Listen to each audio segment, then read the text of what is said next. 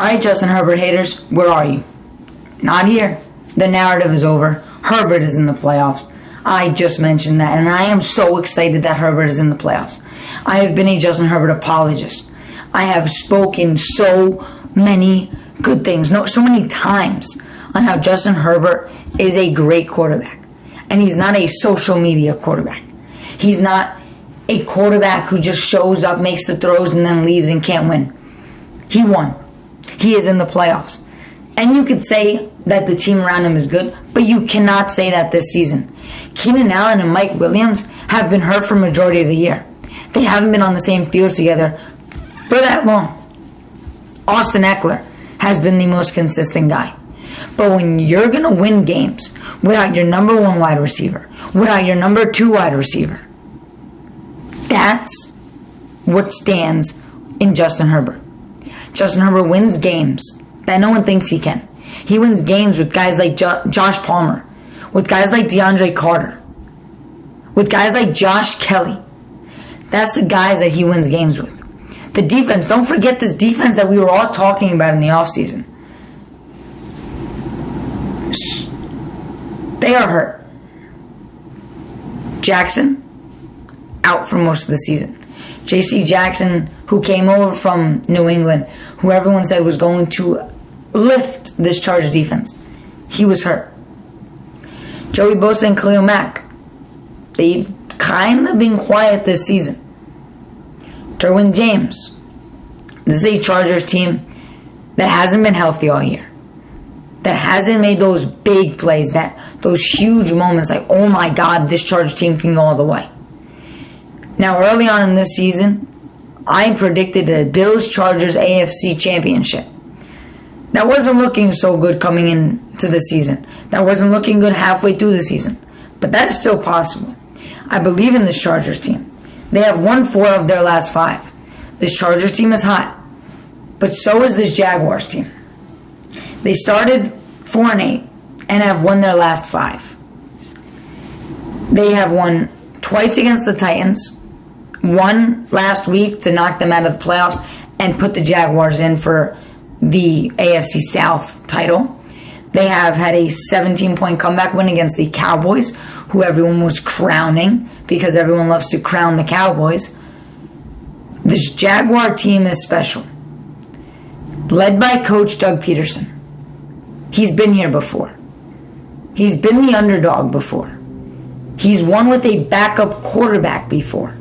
And he brought a championship to a city that has loved their team, where you could say more than any team in the league, and that Philadelphia Eagles fan base. Now he's looking to do it in Jacksonville. He took off a year. He came back. And Doug Peterson looks to go on another run. But the Chargers are coming to town. And the Jaguars, a home team, the 4 seed, are underdogs at home. The Chargers, the 5 seed, coming in to Jacksonville, are the favorites. And I can see why. Now, Herbert has thrown for 200 yards in 8 straight games, including 3 games with over 300. He has 4 touchdowns and 0 interceptions in his last 2 games. Trevor Lawrence has struggled. The receivers have struggled. The Jaguars haven't had a boom guy all year. They've been highly inconsistent. There's not been a player on that team that has been consistent throughout the year. Travis Etienne, we all thought was going to be that guy. They traded away James Robinson. They wanted that Trevor Lawrence, Travis Etienne connection, but he was hurt at the beginning of the year. Now, yes, when he's come in, he's been a good player, but he hasn't been that boom effect that we all thought he might be. I personally was a huge James Robinson fan. I didn't understand the trade, but that's just me. Travis Etienne, he has the connection with Lawrence. That's why they wanted him to stay. Zay Jones, who they brought in. Christian Kirk, who they paid a bag in the offseason. They've all had career numbers, but over the year, it hasn't been highly consistent where they have those 100-yard games, those 80-yard and a touchdown games. Evan Ingram had those 2 huge games, but besides that, he's been quiet as well. Now, for the Chargers and these 2 teams, the most effective thing in this game is going to be the running backs. For the Chargers in this game, Austin Eckler needs to get the ball. He has 4 touchdowns in his last 3 games. He is your best player on the field aside from Justin Herbert. Yes, I said that. He is better than Keenan Allen, better than Mike Williams, better than Gerald Everett, better than those receivers and tight ends. You need to get him the ball. He can catch the ball. We've seen him get the receiving touchdowns. He can run the ball. We've seen him break out. Now, him running the ball hasn't been effective lately, but get him the ball in the pass game. For the Jaguars, your running back is also crucial. I just mentioned Travis Etienne. He has 100 yards in 2 of his last 4 games.